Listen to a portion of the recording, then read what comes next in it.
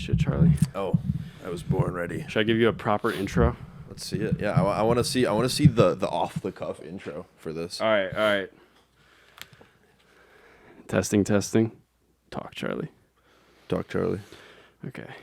So, guys, this is the third episode of Collins Cast. Today I'm here with Charlie Wacholz, a.k.a.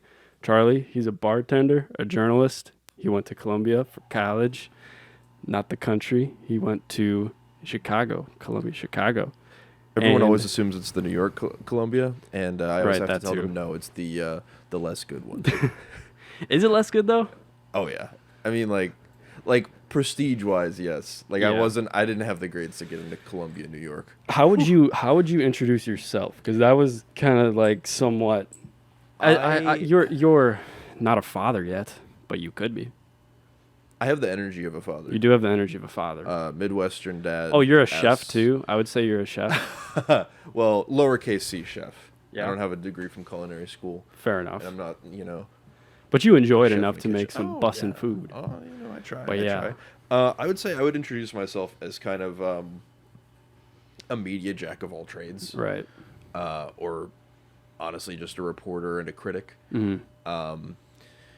I've been writing about video games for various publications for years now, so I think I lead with that usually. Definitely. But I mean, I mean, we've done so much video stuff together. I started doing video, but I've also done podcast. I've done kind of everything. Right. I've done video, podcast, written, video and written. I've done a lot of different things. So I kind of just say like I talk and write about food, booze, and video games is usually what I tell people that I Got do. it. Yeah. Is there one that you kind of enjoy the most, or are you just kind of all over the place right now? I'm kind of all over the place. I think if I had more time for food and more funding, I would probably enjoy it a little bit more than I do now. Because honestly, like when I get the occasional like article with certain places, they pay really well and it's really fun and easy to write. Like I wrote a pretty quick article about my first time eating Taco Bell. That's awesome. And I got paid really well to do So it. wait, who did you write that for then? I wrote that for All Recipes, which is like a magazine. Oh, okay, cool. But they do a fast food week every year, and it was actually about when we went to Whitnall Park with our families, and we went to Taco Bell afterwards, and had the quesalupa. Oh yeah, that was years that? ago. That was like we went on some hike up to some church or something like that, and then we were like Taco Bell after. Taco Bell. Yeah. But yeah, so I wrote about my first time having the quesalupa. Yeah, that's and dope. how that changed my viewpoint on Taco Bell. Yeah. When would you say that you kind of started getting into writing? I mean, obviously everyone's forced to write, but when did you realize like, oh, I actually kind of enjoy this a little bit more than just doing it for school? I've hated writing for most of my life. Interesting. So you don't really. I started liking writing towards the end of high school. Mm-hmm. So, Jesus Christ, 6 years ago, which makes me feel very old. Right. Actually, no, it was 7 years ago.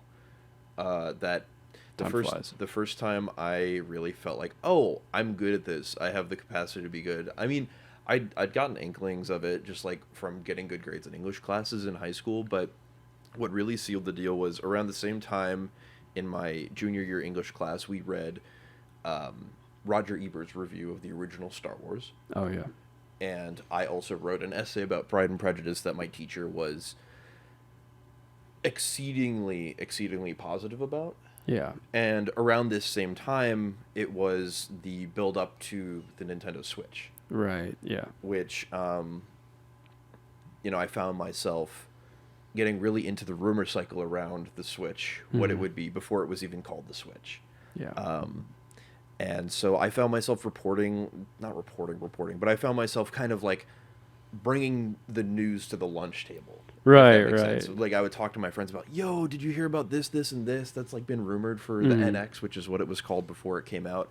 And so those three things kind of hit all at once. Where like, oh, I can do criticism about my favorite things, and I don't just have to do bullshit that I do in my English classes that I don't really like doing. I can talk about video games while I'm doing that. Yeah. And I'm good at it. And that's kind of when I realized that I had an interest in doing it, was when I was encouraged. And I think that's the issue with reading and writing for a lot of people, is that like there are a lot of really good English teachers doing their best, but sometimes they don't teach to get people interested. They Yeah. teach to teach. Well, yeah, and And I it's respect that in itself, but yeah, it's also just not, maybe they're not looking into material that they enjoy. It's just what the teacher wants them to kind of look at. So yeah, it's like being able to find a way to write about what you enjoy. yeah. Which is go ahead. Well, I was going to say, I've thought about becoming an English teacher because as much as I enjoy what I'm doing right now, it does not make a lot of money. Neither does teaching. Teaching is a very noble profession that should pay much better than it does. But the fact of the matter is, a 10-year job in, let's say, the Chicago Teachers Union pays, I would say, 4 times more than what I make in a year right now. Right. So you're doing freelancing where you're working for a few different journalism companies. Is that correct? Yeah. So the way it works is I kind of just pitch to any editors that I have contact information for. Right. I would say right now my biggest clients are IGN, CNN, Paste Magazine for food and drink, and then I think those are really the big ones. Oh, and Nintendo Life. Although I'm kind of not writing for them as much the last like 2 or 3 months.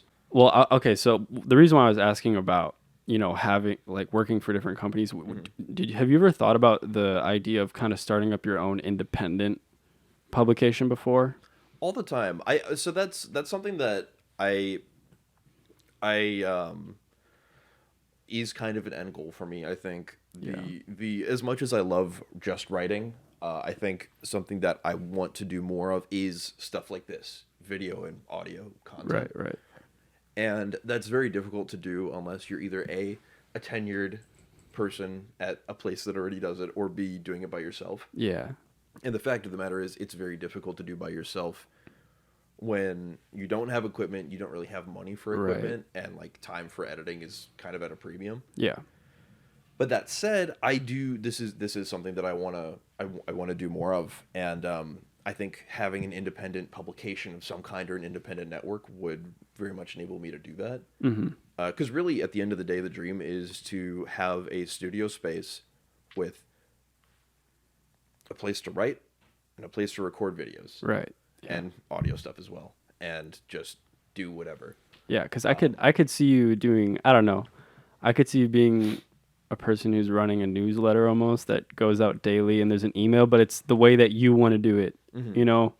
It could be comedic, or it could have all different elements. Like you could have different departments where it's like, here's the reporting on just food reviews, and then here's maybe just like liquor reviews, or there's just all that kind of different stuff. I could see something like that happening in your future. Obviously, that's So that's something that I've thought about doing recently. Is so for the people who don't know, on Instagram every week I do a food dump where I post pictures of some or most or even all of the food that I've eaten in a week.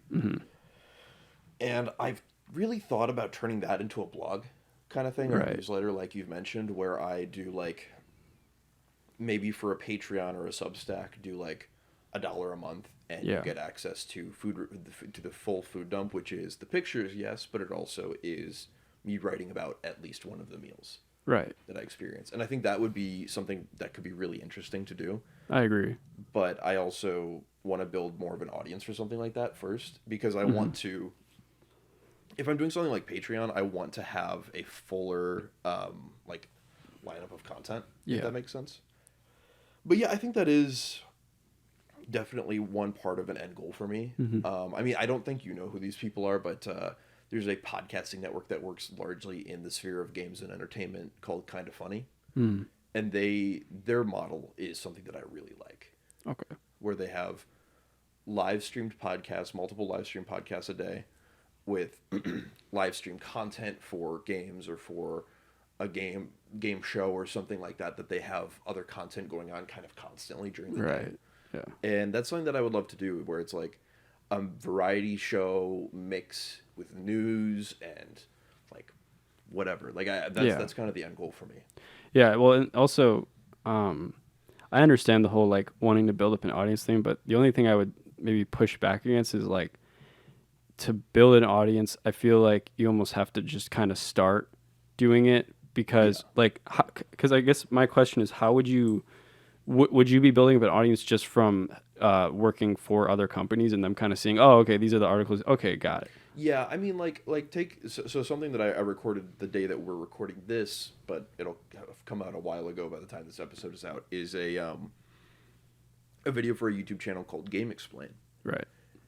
Now, Game Explain is a pretty high profile YouTube channel in like, at least within like the gaming and Nintendo sectors. Like they have pretty solidly over 1 million subs at this point. They post a lot of stuff, but a lot of their stuff is personality driven. And so appearances on stuff like that will obviously shine through better than something like a news story for IGN, which, like, I love writing news, but it also, at the end of the day, is not something where you emphasize your own personality. You are telling the story. Right, you're reporting. Would you say then that you enjoy the process now? Because you were saying earlier, you were like, I actually hated writing, or do you hate like? No, I love writing now. All right, you love writing now. Okay. Are there ever like, how long do you think, this is just like a dumb question of someone who just doesn't do journalism, like how long do you spend kind of just like writing an average article? I know that's kind of, it's like, it depends, but on average, how long would it usually take someone to kind of create an article? Well, like you said, it depends, but so the kind of article that drives a lot of traffic for most websites right now, especially in gaming, is either a guide or a news story. And news stories, generally speaking, are not very complex in this industry. It is, again, largely speaking, there are some examples of like hardcore reporting that are like much longer pieces, but generally speaking, a standard news post on any given website is usually around 300 to 500 words, that just summarizes the story, Right. gets in and out, really, really simple. That can take anywhere between half an hour to an hour, I would say, for someone who's experienced. I've done it in as quickly as half an hour, and I've taken as long as like an hour and a half. Depends on how much stuff you need to do for the story, if you need to do certain assets. Like, I know sometimes for IGN, I'll have to do image slideshows, for example. And that is a bit of a longer process because I have to make the slideshow and everything. Yeah. So for the images, do you have to create the images, or can you pull from images like, how does that work as far as copyright? Or so usually the way slideshows work is that they're usually like, oh, the first images from this TV show have been released, and those images are the ones that go in the slideshows. So then those are officially made to be used by press. Got it. That makes sense. That makes sense. Yeah. Let's see.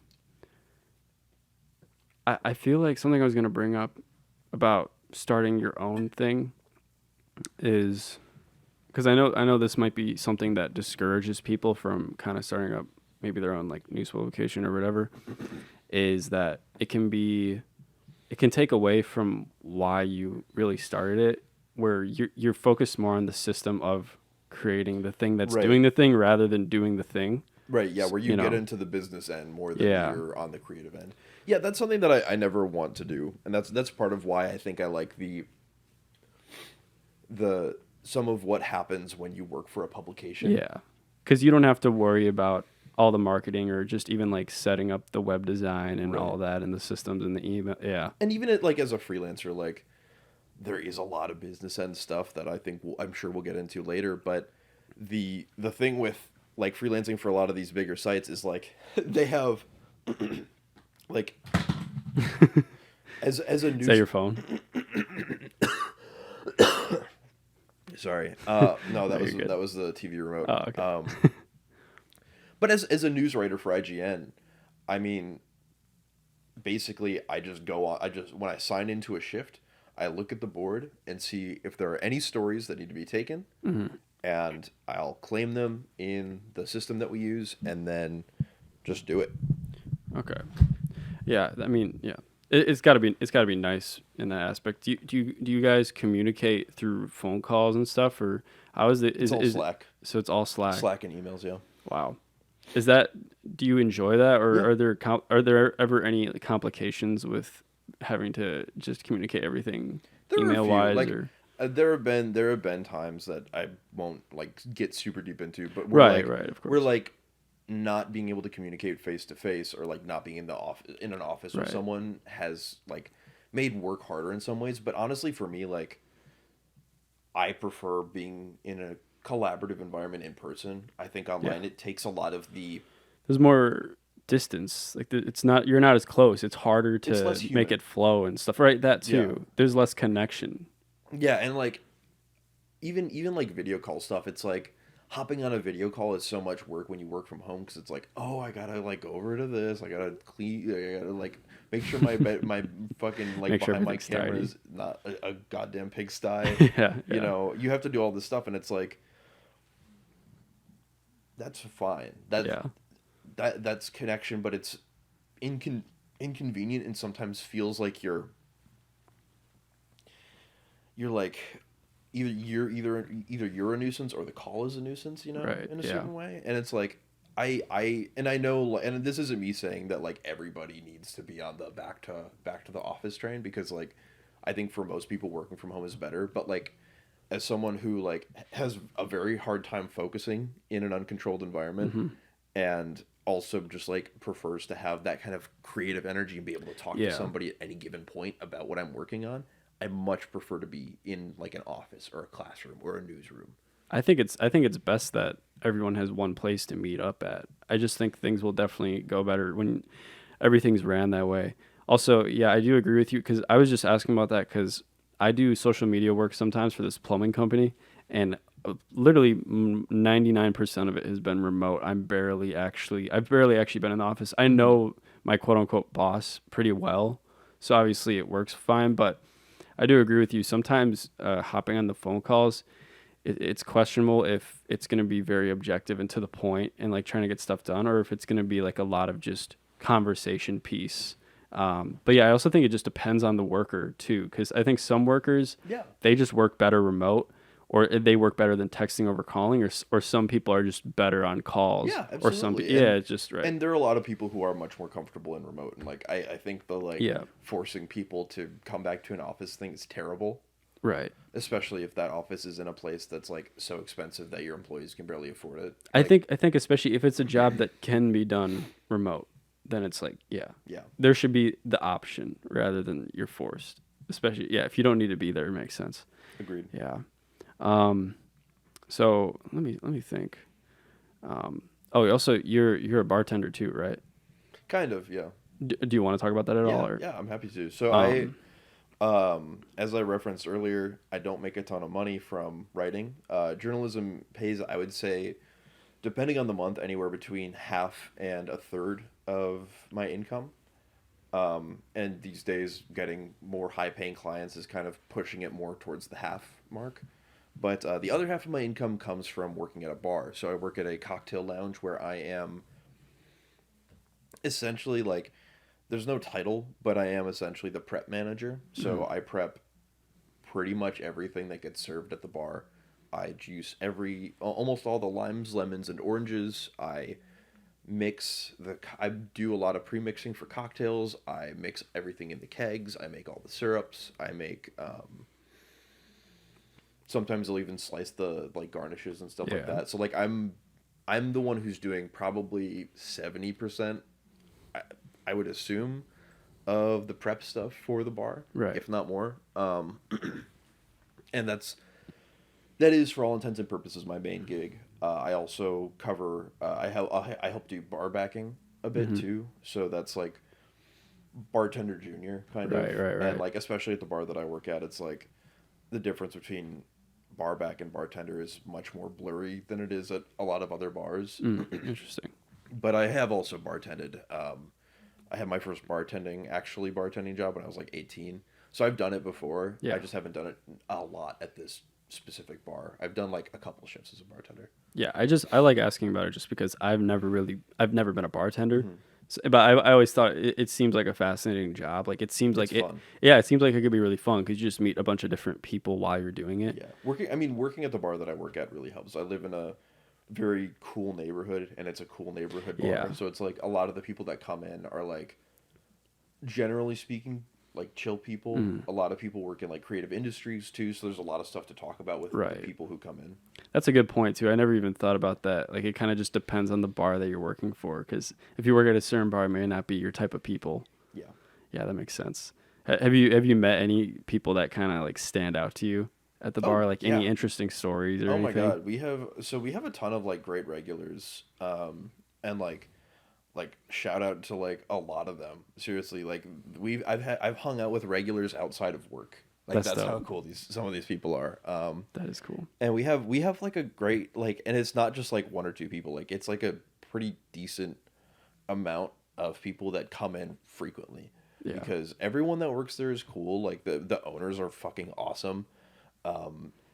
Easily the best bosses I've ever had, and the coworkers, all the coworkers there are like they're like any creative facing workspace like this. It's gonna have like some egos and some like tension because of that.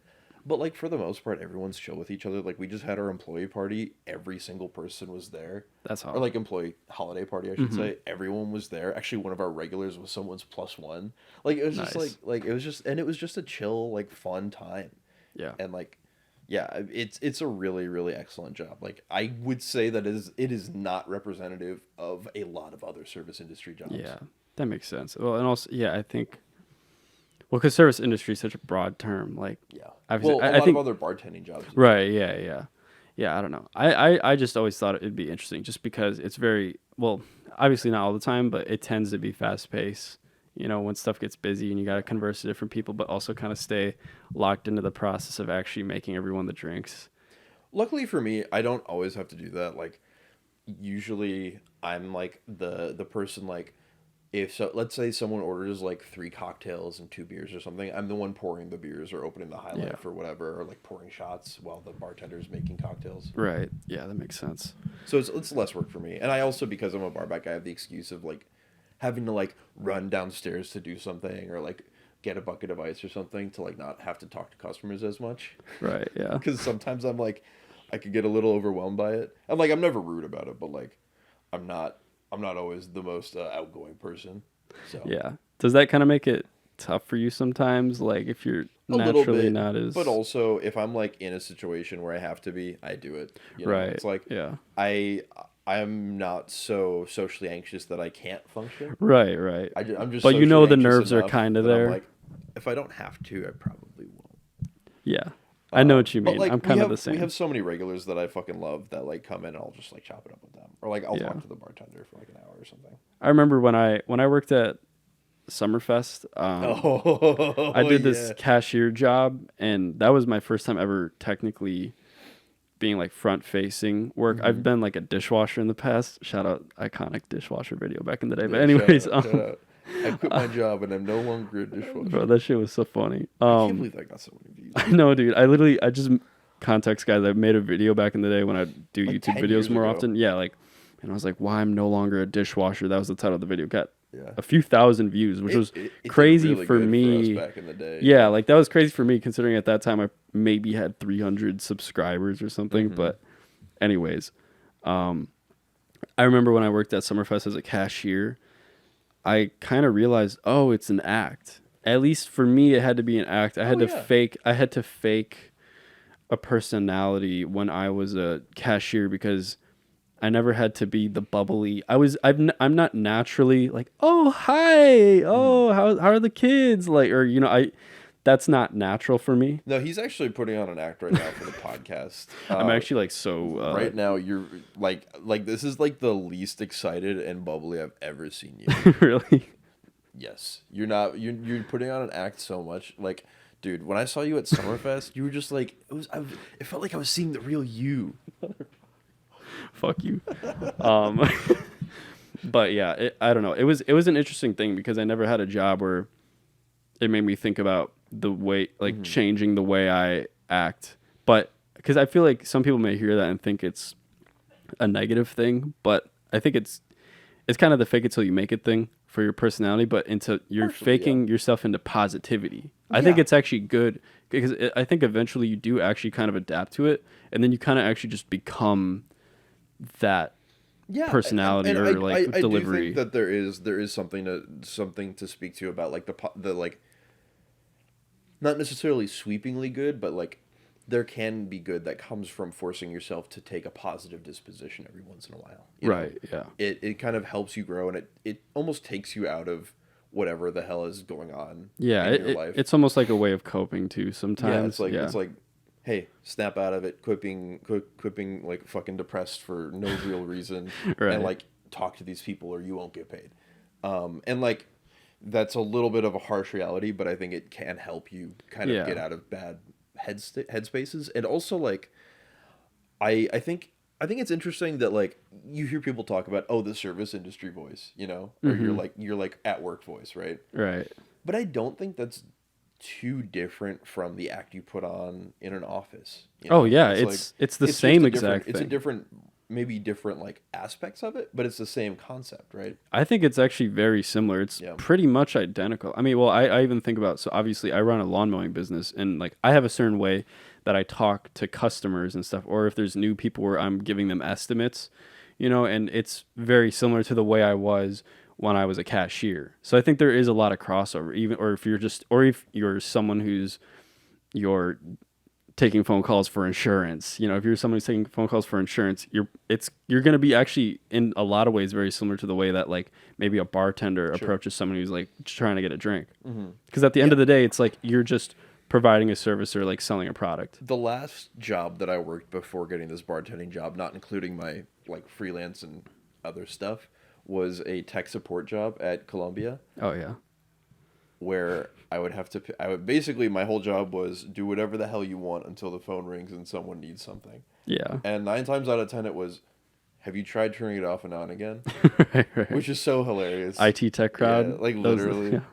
But like there is, yeah, for no matter what job you do, like even when I'm talking to my editors, I like you have to like when you're sending an email, there are rules of engagement for like writing a quote unquote formal or business letter, Yeah. right?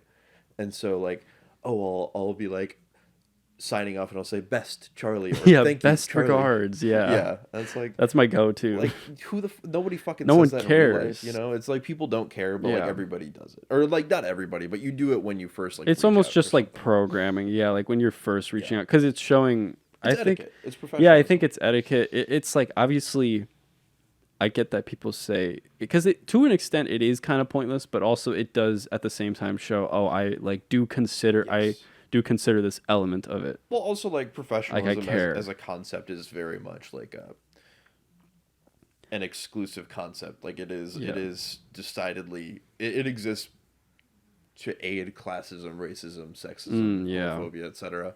And I think that there is like a part of that that's like not good, but like there is it is again like it is. Do you think an it's like act. gatekeeping for the ignorant kind of in a way? I know that's a weird way to phrase it, but do you know what I'm saying? Like that's the way that the people who created it maybe looked at it. Like No. it's a way to like it's I a way to feel like check if people are informed enough to I mean, speak a certain way or to do yeah, it's certain supposed to. mannerisms. I wouldn't put it necessarily like I that. know that's like kind of a weird way, but that's Like to me it's supposed to be like a gotcha, it's Right. like you're trying to like find reasons to exclude other right. people. But because I feel like the way that some people would maybe look at it from there and just playing devil's advocate is like professionalism is it's like a way to see like who it's like creating a way to show that people care, because if they like didn't have a way of showing care, how would they know who cares? Does that make any sense? I mean, Not yeah, really. but I also 'Cause I think I'm just playing devil's advocate. I'm not saying I but think I that, think but- generally speaking, like the devil's advocate point of view, especially in a conversation like this, is kind of just in bad faith. Yeah. Well, I'm not talking about. Yeah, sure, but Like I really I don't really think that like I'm not even saying like I believe that. No, I'm just no, I I'm know- I talking know about how like, like- I'm just saying the bullshit that they would say to cover up for sure but, that like, way of going about it. Yeah, but again, even in like in the event of something like that, like the rules of engagement are so weird and old and twisted at this point that it is like Yeah. it is like in a lot of other situations, it's just the people on top trying to stay on top. That makes sense. Well, and also I feel like this kind of bleeds into the conversation, at least for me, the way that like you know how people say it's tradition with stuff? Yeah. Like sometimes I don't know, this is kind of going off on a different thing, but like how do you feel about just certain things with tradition sometimes, like people using tradition as a justification to continue like a certain way or a certain, you know what I mean? I think if it's harmful or exclusive, it's bullshit. Right. Like the whole like heritage not hate thing with like people flying the Confederate flag is fucking insane. Right. Like I cannot believe that that is a justifiable thing that people are like, yeah, let me just do this thing that was like very clearly bad. Dude, and they're like, dude, it's state rights. Yeah, state rights for what? Yeah. like For slavery. let's do the second half of the sentence. Like I know Yeah, exactly. It's like it's like the period doesn't end there, bro. Yeah. It's just like the Second Amendment, right? It's like everyone only cares about the first sentence. Right. And then, they don't talk about the second one. Yeah. But no, like I think I think tradition like is abused, especially in the States where it's like, because I mean, again, this is like the only culture that I have an actual point of view for, but like here it feels like a lot of bad things are excused through tradition. Right. And like you look at like the abortion conversation, right. And it's like that is being leveraged. That was leveraged like 40, 50 years ago into Christianity. Right. And you can see that like the other two Abrahamic religions allow it. Right.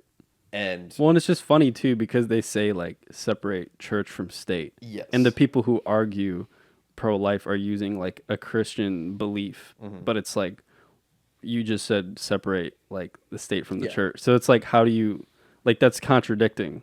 But at least that's the way that I view it. Well, but also you build onto that like again, I feel like until Roe v. Wade happened decades ago or around when that was happening, abortion was like an issue and there were bans for it and stuff like that. Right, totally. But I feel like it since then it has been increasingly leveraged into Christian situations to the point where, again, if you ask me, cynically speaking, I think like there are a lot of people, I mean, there's proof of this everywhere. I mean, a lot of people will be told this thing in church or something because it was an issue. It was positioned as an issue recently. But if you go back 300 years, it wasn't a Christian issue. Yeah, definitely. And I think a lot of people are using tradition as some bullshit excuse to be stupid. They're like weaponizing it, or they're using it as a tool to accomplish a certain goal. Yeah. So I was gonna bring up a story because my grandpa actually back in the day he was talking about how this was when he was really young. He knew someone who they tried to like commit an abortion like on their own for themselves, and it was like really bad for them. Like they almost died, and it was this really bad thing. So he was just saying like the whole purpose of making abortion legal is just like for the safety of it's just making sure that they're okay. Like it's because otherwise it's not gonna making it illegal isn't gonna stop people from doing it. Yeah, they're just gonna find different means to do it in ways that are illegal, and then they could end up just literally killing themselves in the process accidentally. Yeah, and the crazy thing is, I went to a very like largely conservative, very largely Catholic school. Right. And I know multiple like prestigious Catholic families who would be very anti-abortion, very classically American Catholic, right-leaning, who have had abortions. Right. Yeah, and it's like I know multiple families that have had this happen. It's interesting too because it's like, and they still say that they're against abortions. By the way, they keep it private. Wow, that's just this. I don't even want to like no comment on that, man. I'll tell you more details later. I don't want to incriminate. Yeah. No worries. And then I was also just gonna say like, there's a lot of Christians who are also pro-choice. Like there's a ton of Christians that are pro-choice, and they don't try to make like abortion this religious thing. Yeah. Like so it's just interesting. And then back to the tradition thing, I was gonna say like an example I always think of, this is so stupid, like this is nowhere near as like intense, but just the concept of because it's Thanksgiving, let's eat turkey is bullshit to me. I hate turkey. Turkey's the fucking worst. Dude, it is the fucking worst, and I don't want to eat turkey. Why do we have to keep eating? Why can't we just order some pizza or get some tacos? And then they're like, it's tradition. It's like, it's tradition to eat dry meat. Ham. Ham is the answer. Ham Yeah. will save us all. Turkey, All right? ham is the savior. Unless, okay, like real talk, if you get like a good ass, like you get like a No, real I agree. good ass ham, you bake that shit. Some sweet, like honey ham. Oh yeah, man, Yeah. No, I agree.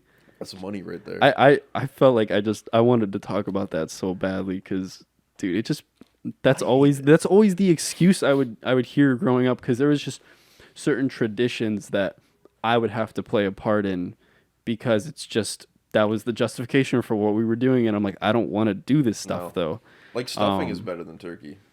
Stuffing, I'm cool. Oh with. yeah, Shout of out course. stuffing.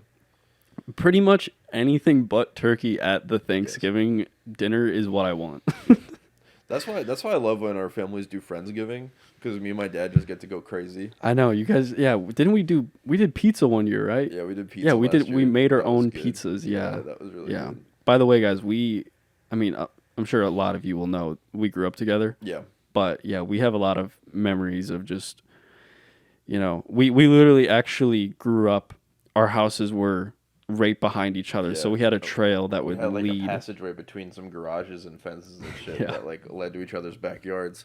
Actually, after Hayden's family moved away, the people who moved in after, their dog and our dog would like go in between the passageways and open each other's houses, Yeah, which is that's insane. awesome. Let's see. Yeah. Well, I mean, we did a lot of YouTube growing up, which I think, I don't know, we could talk about that a little bit, but I also, we probably don't need to. You know what I mean? Well, what do you want to talk about? We'll see where it goes. I mean, I guess I just wanted to hear like your thoughts on it. Just when you were like growing up doing YouTube, was there like challenges that came with that socially? Like for, you know what I mean? Like I'm saying your friends or like you're going to school or like Oh yeah, that's dude. the question. I mean, firstly, my videos were not good. They were like Right. a lot of Mine them were very trash, too. cringe. And like so like a lot of the time I did get like flamed at school for it. For sure. I think that lit a fire under me a little bit to be Yeah. like, yeah, I'll fucking show these people something. And now look at me. And now look at me. Right, You know what I mean? right, exactly. So I think that's part of it, right? Is like, I did get like made fun of in school a little bit for it, but like there were also people who were like genuinely like a lot of other kids who were like doing YouTube and stuff in like grades below me who like wanted to do stuff together or like would do like YouTube poops of my Oh yeah. Yeah. of my videos. I remember that. Like that stuff was always really fun. That stuff is fun though because I feel like that's actually them like they're creating their own thing and they're making it interesting and funny and that's at least there's a level of care there, so I feel like that is more understandable rather than just them like making a sly comment. Yeah, and like even the sly comments, it was like everyone was very in on it. Like I remember I always started my videos with "Hello, friends and fellows of the internet," which dumbass catchphrase, but you remember it. Everybody remembers it. Whenever someone would want to talk to me about my YouTube channel, that would come up because you remember it. That is a great point. That is why I always did it. Yeah. What did you? How did you come up with that? Oh, I You just did. Interesting. I just like, hello, friends and fellows of the internet. I don't know why the hell that was what came to mind, honestly. No, that's so good though. really dumb, but it unintentionally worked. great. You know what I'm saying? You know? Yeah. So that was kind of my. Yeah, that was like part of it too, and like that was one of the things that got made fun of for the most. But again, it stuck out, so I don't give a shit. Yeah. Well, I mean, also if it really did affect us so badly, we would have stopped doing what we were doing, but we continued to just make content. And also, there's that part of you where like, well, yeah, it's understandable they're gonna make fun of it because some of this content is complete garbage, you know. And it's also you're just trying, trying to make something, and you're like fucking 15 and you have an iPhone, you know. It's so it's you're just trying to. Pixel, so. What'd you say? Well, oh actually, yeah, you're an Pixel, Android so, user. you know. Guys, roast him for being an Android user. Guys, actually don't do that because it has a better camera. Actually, leave a comment. Do you I have actually have a do any of you have screenshot Androids? you sending me a text being like, "Yo, the Android camera goes crazy." So Yeah. don't make me leak the DMs. I'll leak the DMs. God damn it. Well, listen, dude. I'm not gonna lie. That flippable phone that you can flip in and out. The Samsung one. Yeah, that's cool. I'm not gonna lie, that makes me want to get an Android. Clamshells are back, baby. I love a clamshell. Dude, they said that there was like some study about how the biggest like turn off or ick for girls was like if a guy's an Android user, they're way less likely It's crazy to be successful. Which is so funny that like it's not like height or like it's like the phone you have. Like what does that say about us, man? Like, you know what I mean? That's such a, I don't know. It's depressing. It's definitely depressing. Like, I don't know. Like, what about like their views? Or right. Like what about how they treat like service industry workers when you go out? What about like who they are as a person? What about what about like them liking something really fucking stupid? Yeah. What about What about them being like into NFTs? Yeah. What about like what they provide? Right. Yeah. No, that's so funny though. What about whether or not they're able to sell you a pen? Yeah. What about if they have like a podcast? Like, but yeah. If they listen to Joe Rogan. That's the worst one. What's up with this view back here? That's the Big Apple. Really? I'm gonna be honest. At first, I thought that was the Golden Gate Bridge. Hayden, the Empire State Building is right there. Where are the towers? Shit, my bad. There's the Chrysler Building. I don't think the Twin Towers are built yet. This is, I believe, the Brooklyn Bridge, but I don't know.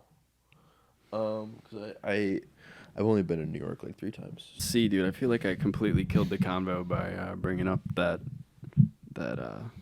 Yeah, that's that Griffin's. I don't know Bridge. what's up with that. Yeah. Oh yeah. Also, teasing future episodes. Yeah, I don't know the order. I'm assuming this will be the 3rd episode, guys. But honestly, Charlie, is there any like random things that you want to talk about? Is there anything that's on your mind? Like, what's on your mind right now? What is on my mind? Honestly, Tekken.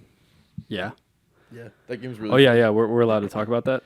As long as this comes out after the date that I told you. Okay, yeah, you can just give me the date. But yeah, let's talk about Tekken, dude. This is what number of Tekken 8. Tekken 8. Where fist meets fate. That is the tagline of the game. We can talk about how we've been playing it, right? Yes, we've been playing it. Right. So Tekken 8 is a fucking blast, dude. It's like really it's good. insane. It's the graphics, really, really the graphics are crazy too. It's gorgeous. It is really like this is for all the gaming fans out there. We're getting into the gaming portion of the podcast now. So like Tekken is crazy because it's one of those gaming series that like isn't very mainstream, but it's incredibly popular. Yeah. At least it isn't very mainstream, like in the States, I should say. Like not like Street Fighter, Mortal Kombat, or Injustice or Smash.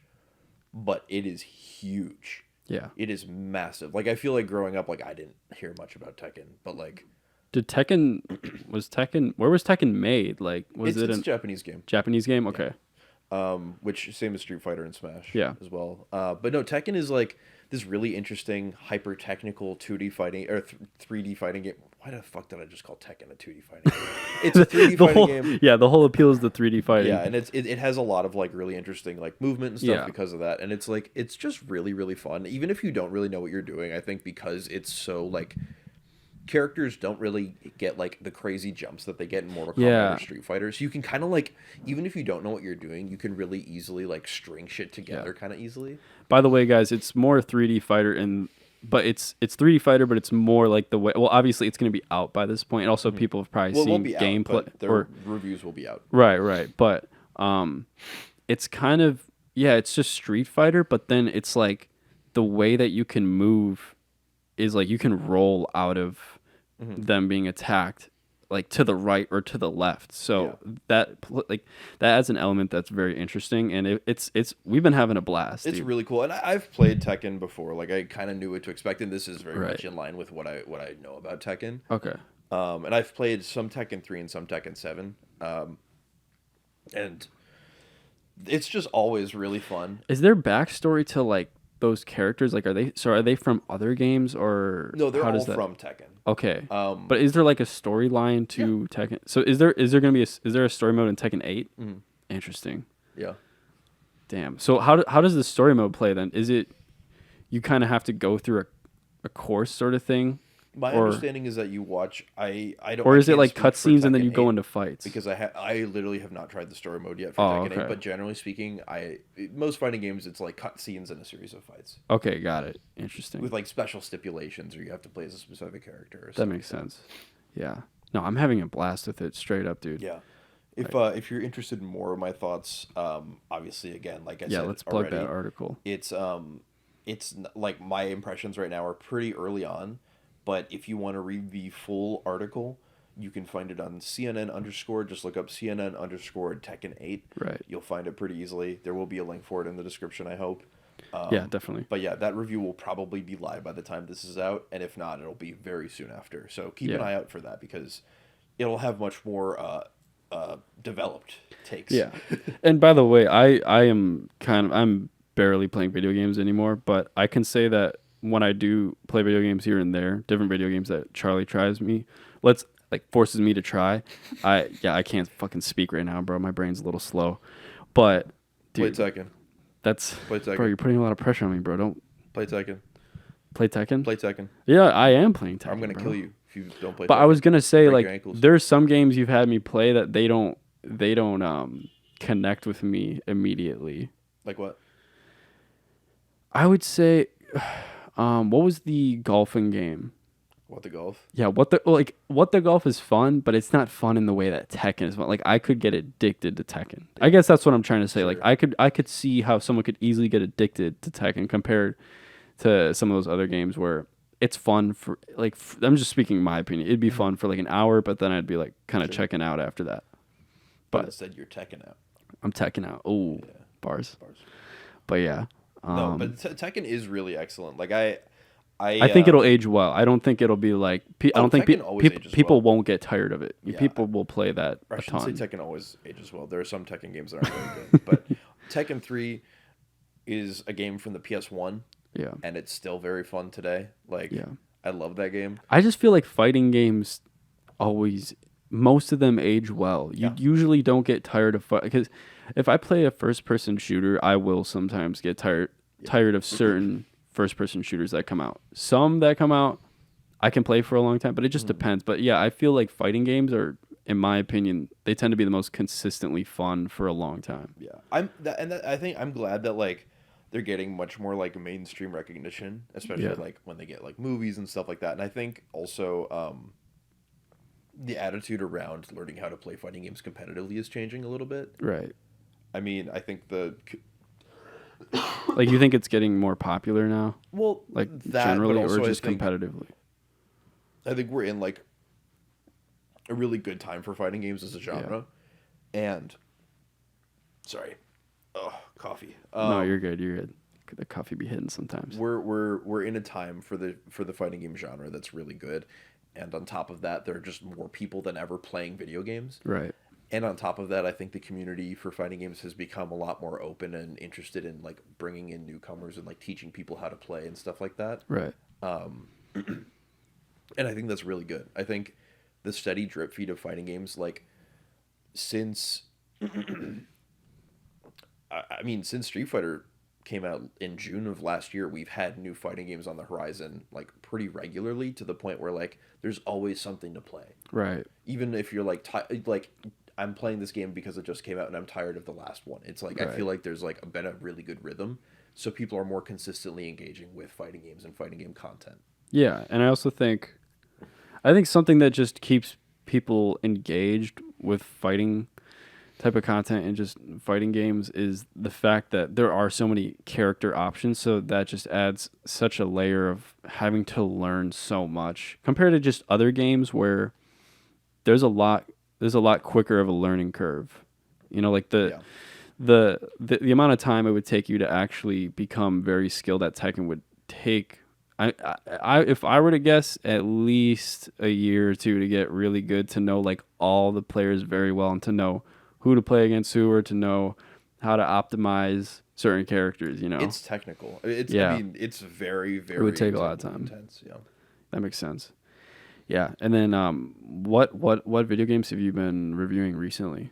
So or just in the past few months too? By the time that this is out, I will have published a review of a game called Bulletstorm VR. Yeah. And I haven't played it yet. I'm waiting on a review code right now. But it's bringing a beloved franchise that I admittedly don't have a ton of experience with, but it looks really fun into VR. I haven't played it yet, so I can't really speak on it. But by the time that this is up, my review for that will be live. That's in uploadvr.com, and you'll be able to find that later. Yeah, we'll put the links in the description. But yeah, and then aside from that, more like in the last few months, I've been reviewing quite a bit. Trying to think of the big one. I mean, Nickelodeon All-Star Brawl 2 is probably my biggest review. Yeah. What are all the characters in the Nickelodeon All-Star Brawl? Because I remember those being like pretty 26. interesting. It's like SpongeBob, Squidward, Plankton, Patrick, Azula, Aang,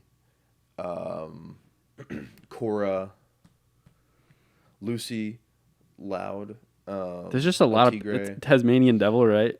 No, that's El Tigre. Oh, okay. Tasmanian Devil's in Multiverses. Oh, yes. Multiverses is also that's such a fun game too. God.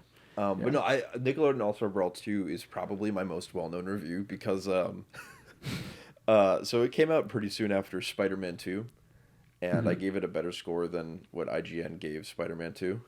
Oh, wow. And people were heated about that. Really? Yeah, there were like TikToks that people made were like, oh, this idiot gave Nickelodeon All-Star Brawl 2 a better score than Spider-Man? What? Let's go. Charlie's stirring the pot. I love it. I love it. People were not happy about it. People were being little, like, really fucking unserious and stupid about that shit. Oh, I agree. Like, I don't give it. No one gives a shit. I'm speaking, like, as someone who writes for IGN, but also, like... That's got to be weird, though, when it's happening to you, right? I mean, like did you? So did you come after me? It was just like the comments and like people. Oh, okay. But nobody like got mad at me personally. But you saw some TikToks about it. Like I saw someone sent me a TikTok. And Interesting. Like, I can't believe this happened. Wow. I was like, yo, that's crazy. But no, like honestly, though, in a way, it's almost kind of a good sign because it shows. I'm not saying completely, but it's interesting because it shows that people, your work is doing so well that there's someone who's creating a TikTok about it. Yeah, like, I think there's agree with that, but I'm also frustrated because it points to the fact that nobody cares about the review. Everyone cares about the number, and that's a big problem. Well, yeah, but that's also just. That's people who don't watch IGN. I should say. But that type of audience, they're people that I feel like that the way I interpret it is those people are a bit more surface level with the content. Sure. So. Yeah, those they don't engage with it. Those people are always going to exist. Yes, and I guess that's why I'm trying to say it's this happening is obviously there's the bad to it, but there's also the pro of like your shit's really getting out there. And I also want to make very clear I didn't deliberately choose the score for any other reason than because I really liked that game. Right. Like when that game what even to this day, if you put me on the sticks of Nickelodeon All-Star Brawl 2, I'm not going to want to put that game down. Right. I honestly think like from a strictly competitive standpoint, it is better than Smash Ultimate. Yeah. Every other way, I don't think so. Like, polish, looks, feel, everything like that, Smash is better. But Nickelodeon All-Star Brawl 2, to me, has a better, like, competitive sensibility to it. Right. And I think that's why I like it. Yeah. And it depends how you're, like, what you're scoring it off of. Right. Because some people there is some subjectivity to scoring anyways. I mean, so people can't. Subjective. Yeah. So people just can't get too tied up in the exact review. It's like, and trying to like compare games too. Like the way I try to put it is you're rating something based off of how well it was able to accomplish the thing it was going for rather than just the general amazingness of video games, if that makes sense. Yeah. Yeah, and like that's why I was brought on to write the review because I am, and I this is an open challenge to anyone watching. There is no video game journalist that could beat me at Smash, or any platform fighter consistently. And this challenge, I'm serious about this shit. I will take any video game journalist's challenge to try and beat me in a competitive set in Smash. Or Nickelodeon, or Rivals, or Multiverses, I guess. Okay, now you're really calling people all of them. Listen, you're the best at all of them from all journalists. I'm partially doing a bit, but like I'm not fucking around when I say like I am probably like at least in terms of Smash the best. Oh yeah. And like even with multiple, As in the journalist world. yes, specifically That's just a the very journalist world. important caveat, guys. And that even goes for multiverses because like fewer people play that, and I was You're like right, one of right. the people who played it a lot. And same with There's 70 people that Nickelodeon. play it. I'm the best. But like that's why I'm kind of the go-to guy for that, is because Yeah. like I have played Smash with the guy who does fighting games for IGN, and he's like, oh, this guy's better than me at platform fighters. Right. So I'm gonna like defer to him for platform fighter stuff. Interesting. All right. Well, we'll see. We'll see if anyone challenges you, dude. Nate Blitzky, I'm looking at you. You're not a game journalist, but I do want to cook your DDD. You know what I'm saying? I've heard tell of this. I know you're listening. That is the most random call out. I will Nate. fucking sauce up your Yo, Nate, DDD. he's calling you out, guys. I Everyone, will sauce everyone up knows your what we're talking DDD. about. Yeah, dude. Yeah, we grew up playing Smash since So like much. when did we start playing Smash? I mean, like we started with Brawl. I want to say probably like 9 or 2010, 10. Yeah, 2009. Yeah. And then like Smash 4 came out, and I think that's the one we really like We've been playing put in the reps with. We've been playing like Smash for more than our life than less of our life. You know what I mean? That's true. What the Isn't that fuck? weird to think about? Yeah, that's we've insane. we've lived more playing the game than not, Yeah. which is, you know, Gaming. well that just shows how good the game. I mean, yeah, Smash will always be my all-time favorite gaming series out there. Straight up. It's so good. Also, for anyone who wants the smoke, just in general in Smash, I have the best Dark Samus main on the planet ever, and no one can beat me. Yeah. Cap. Yeah. He's Cap. Oh, also, who do you guys main? You know, Let us so know in we the gotta comments below. figure out what people main. While you're down in there, be Smash. sure to drop a like, leave us a review on iTunes. Yeah. What are the other things podcasters say? Oh yeah. Should I close it out now? Not necessarily. I was just saying that. Oh, you were just doing the as bit, a, yeah. As a funny. But yeah, no, I need to get more reviews on like the Spotify version because you have to get people to review it. I don't know. Do you think that helps trying to get like people to review it? Yeah. Well, I mean, I feel like that kind of thing is like algorithm boosting. You know, it's like you get a good review on Spotify, and then suddenly Spotify is more likely to push it to certain people. Mm-hmm. So. Oh, also, do you think there's something that I should add to the podcast, like equipment wise, or like as far as execution? Like, do you think I should just get rid of intros or keep Well, I haven't intros? listened to your first episode. Well, yeah, I mean, the first episode was very practice. You know, I'm trying to figure out if I should do an intro or just kind of jump right into conversation I think you with should people. always have an intro. Always have an intro. Especially But do you think I because, like, should record the intro before I'm interviewing the guest? I would record it live. Record it live? Okay. Yeah, I think this is something that we can talk about more like off. Yeah. But like I think having a pre-written intro is good because you never know which episode is going to be someone's first. Right. And I also think thinking of as many things that someone is and putting that in the intro, it actually helps the interviewer too to remember everything that they should discuss about the person that they're interviewing. Yeah. I'm getting a little too meta right now. People probably don't give a shit about this. But I mean, yeah, I guess we could close out here. If you guys want another podcast in the future with us two, I think it'd be fun. I always have some bullshit to say. So. Yeah, I would love to have you on again. Absolutely. If there's like ever a certain timing of when you'd like to come on, if you like have something that you're ever coming out with that's like big and you want to release it, we can do it that way too. You know, I'll let you know. By the time this podcast is out, we'll know. But right now, we don't know. There's a possibility that there's an Indiana Jones game coming out this year. Oh, damn. And I'm going to do everything in my power. Everything. I'm going to call in every favor. Yeah. I'm going to email every editor I know. I'm going to be the most annoying motherfucker about this so that I can review that game. Because not only is it an Indiana Jones video game, it's an Indiana Jones video game made by the people who made fucking Wolfenstein. Damn. Like, come on. Holy shit. Yeah, that's going to be really good. Also, before we close out, I just wanted to say, like, it's such a full circle moment doing this for me because, like, interviewing you while I have all this podcast equipment, while you're a journalist and you're writing about video games and you're getting early access, it's just like, it all kind of just makes sense that things have panned out the way they did in life. Because when we were younger guys, like Charlie, you're the biggest Nintendo fan I've ever met, straight up. Like, you know what I mean? Yeah. And you are so invested into it that you're the person that it makes sense.